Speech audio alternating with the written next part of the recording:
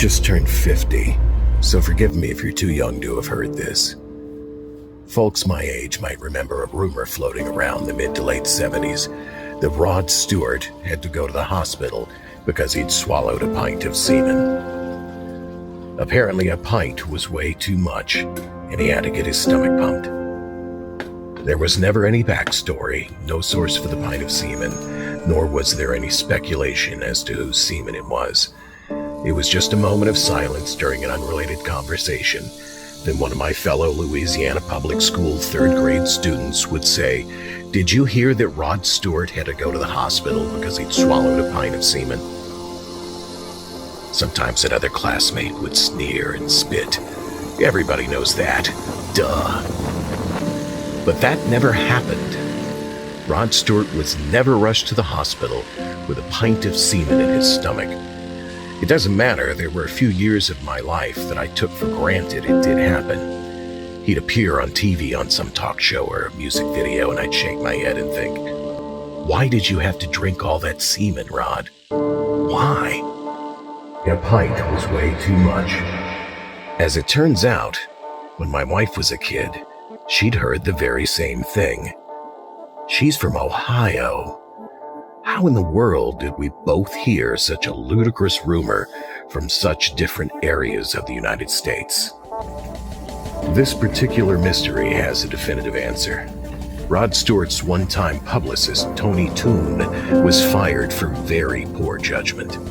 Toon, furious, made up the rumor about Stewart and passed it to the press. Toon didn't specify the amount of semen involved, but he did suggest it came from Navy, seamen. The story just took flight and continued to change ever so slightly as it traveled from person to person, fueled by homophobes, the moral majority, and people who just really didn't like the music of Rod Stewart. It became folklore. Then it was just a template for sensationalizing or vilifying the celebrity of your choice, or an awkward thing for a third grader to blurt out to a bunch of other third graders who are probably going to spend less time hanging out with him during recess. Whether you're a little older than I am, and it was Paul McCartney died and that's really Billy Shears rocking out in Wings, or if you're a little younger than me and heard Katy Perry is really grown-up Jean-Benet Ramsey, you've heard some unlikely conspiracy theory about somebody. Chances are, at one time, you believed one of them. Stories like these are starved, and they feed on belief. The more belief, the bigger these stories get. It doesn't matter if they're true or even likely. People believe them. The stories keep gorging themselves and growing. With each growth spurt comes the opportunity to bring in more believers and start the cycle anew. The Flatwoods Monster and the story surrounding it has been debunked by quite a number of people, but that story has power, and it keeps growing. There's a Flatwoods Monster Museum in Sutton, which the wife and I have visited. There's a Flatwoods Festival we really need to attend. This story, much like the Mothman legend, has spawned more than fans and followers, more than museums and festivals. It spawned jobs. It has provided the homes of these cryptids revenue. Now that's a powerful story. Let me repeat that. The mere reputation of the Flatwoods Monster, no longer fed by believers alone, but now by fans of the story and concept, is able to provide sustenance for a lot of people. Hell, I can't even smoke weed without setting my beard on fire, much less hatch a plan that can stimulate the economy of a small town. I'm just as much a part of the mania, because even knowing how unlikely the story is, the Flatwoods Monster is my all-time favorite cryptid, and I'm happy to feed that beast. You know, I think the thing that's interesting about the Flatwoods Monster story is that so many paranormal stories sort of have some similar structure to it. It's a little gray alien, or it's a little green man. The Flatwoods Monster has so much of its own weird look it's really described as being sort of mechanical, but it has these wicked claws and this big, the super awesome like Elvis popped collar or whatever it is that's going on there. It's got a definite Mothman-esque vibe, and that's interesting to me, that it is so different physically in its description. 3 kids, Ed and Freddie May and Tommy Heyer, were playing after hours at the Flatwoods Elementary School when they spotted a ball of fire passing through the sky. Positive it was nothing other than an actual alien spacecraft, and thinking it crashed on a nearby farm, they ran home to tell others what they saw. Once the May boys told their mother Kathleen, she decided they should check it out.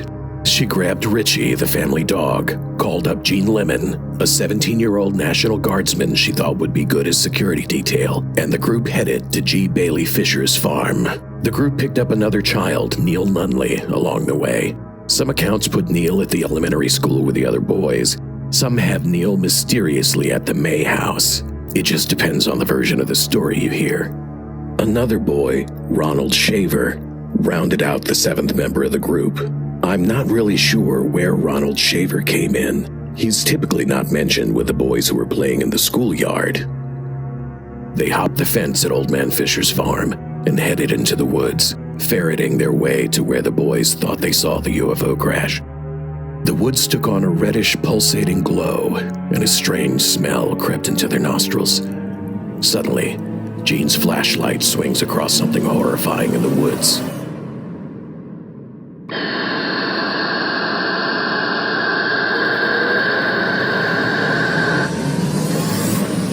Accompanied by a swirling green mist and a terrible stench, the creature hissed at them and then flew toward them.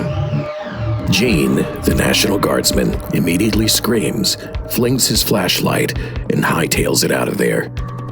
His fellow investigators follow suit.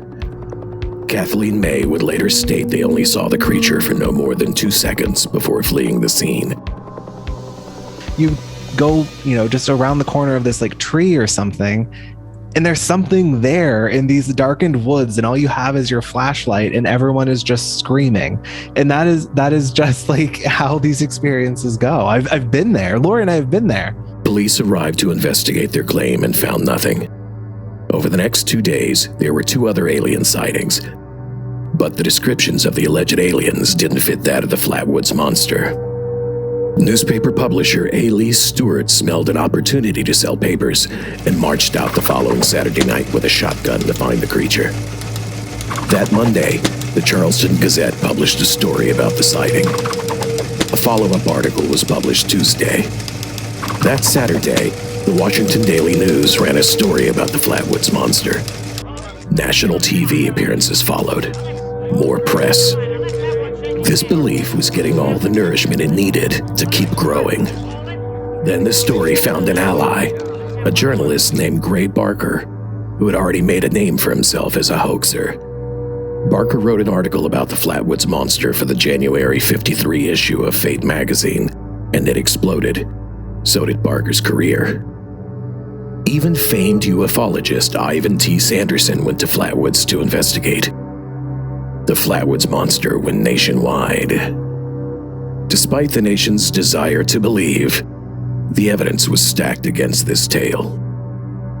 But everyone goes out into the woods, primed and ready to experience aliens. And then they go out there, and then they see a damn alien.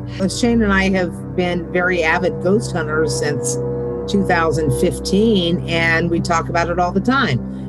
What you go in expecting to find, you often find. And it's very much, again and again, we talk about it is the mindset that you approach these experiences with that determines very much whether or not you experience the phenomenon you're expecting to experience. Simply put, you see what you want to see.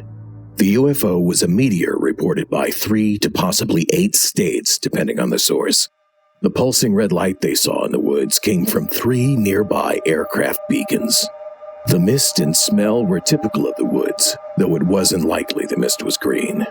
And the creature was most likely a barn owl, given the description and the hiss they heard.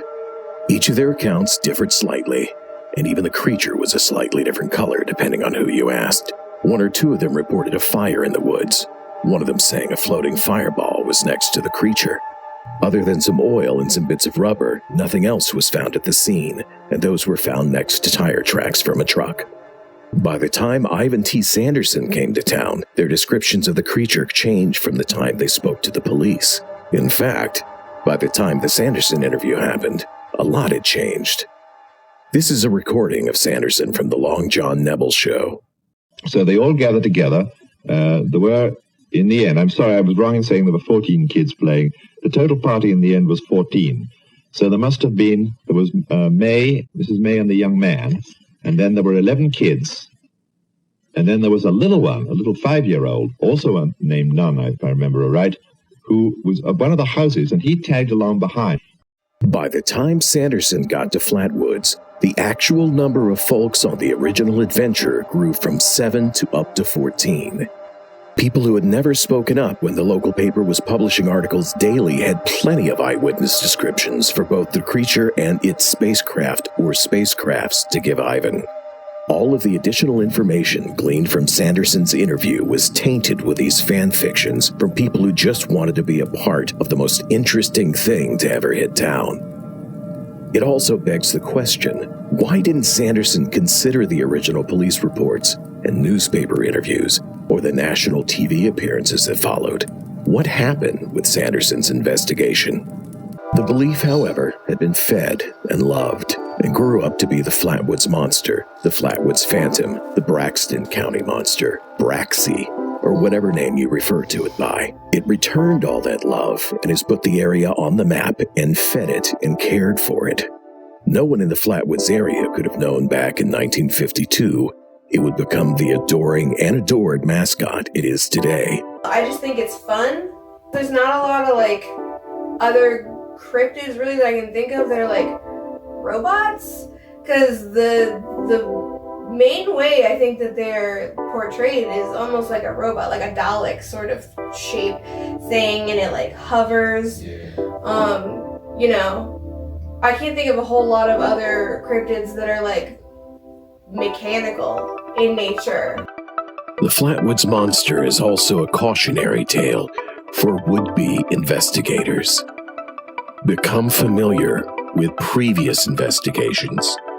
And while you should talk to absolutely anyone with a story, it should be taken with a grain of salt until you can confirm it.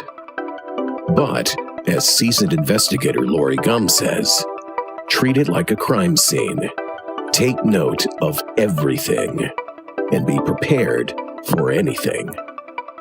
Lastly, the Flatwoods Monster story is easy to process, so it was a good tale to start this journey with. Opinions on the story are overwhelmingly similar. There's very little room for argument. But most of the rest of this program is not like that. There are few answers to many of these mysteries, and even the questions are occasionally difficult to swallow. Be prepared for anything.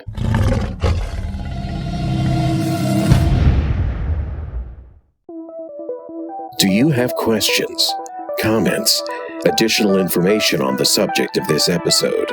Would you like to suggest an idea for an episode? Email me at paintingtheunexplained@gmail.com. If the information or idea you provide is used for an episode, you will receive a free print of the painting created for the episode.